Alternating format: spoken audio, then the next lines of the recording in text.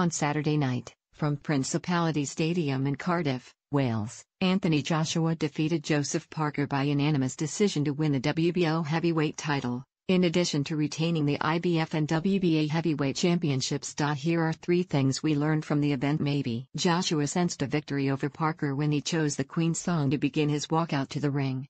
But it was a more difficult fight than many people thought it would go. Joshua struggled for the first half of bout due to Parker keeping him at bay with the jab and using his speed. You have to give Parker credit. He implemented a game plan many didn't think would be successful. The New Zealand native frustrated Joshua and made him think more than the unified heavyweight has ever had to do in his career. But when it mattered most in the championship rounds, Joshua showed why he is the best heavyweight in the world. He showed a lot of heart, bit down on his mouthpiece, realized he wasn't going to win by knockout and became a boxer. He utilized the jab and the left hand which caught Parker on more than one occasion. 21 professional fights. 6 World Championship fights. Does that not show you what route I'm going in? At Anthony Joshua #Joshua Parker picked out Twitter.com/SetLMTM7. Even though his knockout streak ended at 20, Joshua ran his record to 21-0. He exemplified what a true champion is all about. Who will Joshua face next? It should be WBC heavyweight champion Deontay Wilder, but time will tell. Usually in a fight, the referee is to be not heard from nor seen from, especially in a fight of this magnitude. His job is to see if any fouls occur, count a knockdown and break the fighters up if there's any holding. We didn't see that in this fight as referee Giuseppe Cortero made himself the story instead of being a spectator.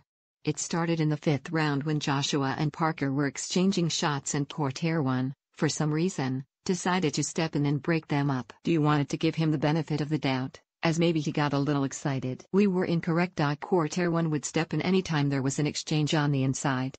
At one point, he even let Joshua call his own timeout as tape was coming off of his glove. Note to Cortero, only the referee can call a timeout, not the fighters. The icing on the cake was with 10 seconds left in the fight, Cortero broke up Joshua and Parker so he could be in the center of the action. Per the Showtime broadcast, announcer Mauro Ranallo said this was only the 4th championship fight of Cortero's career. How could the British Boxing Board of Control allow someone so inexperienced to be the 3rd man in the ring in a fight to determine the unified heavyweight championship of the world? Without question, this was the worst officiating job I have ever seen in the sport of boxing. Everyone involved should be ashamed of themselves for allowing Cortero to be anywhere near a ring. In the build-up, Joshua promoter Eddie Hearn told Sporting News that Joshua needs to fight in the United States to further establish himself as a global superstar. Joshua hadn't said much about it, but that is no longer the case. In his post-fight interview with Sky Sports, Joshua made it clear he won't compete in the United States, and if you want to face him, then come to the United Kingdom. He justified his position in saying that he's selling out stadiums and generating all the revenue while the other heavyweights aren't coming close to doing such a thing. At Eddie Hearn talks undisputed heavyweight unification. #Joshua Parker picked out Twitter.com/VHDLVGX8KL. The point Joshua made is a valid one. He is the biggest draw in the sport. There's no question about it. When you sell nearly 250,000 tickets to your last 3 fights, you do hold a lot of the cards.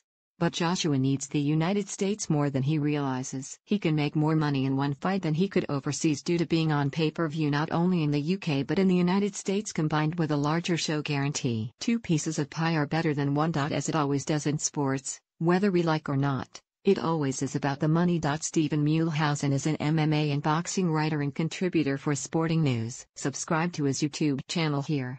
You can email him at stevenmuehlhausen@yahoo.com and can find him on Twitter at @smule.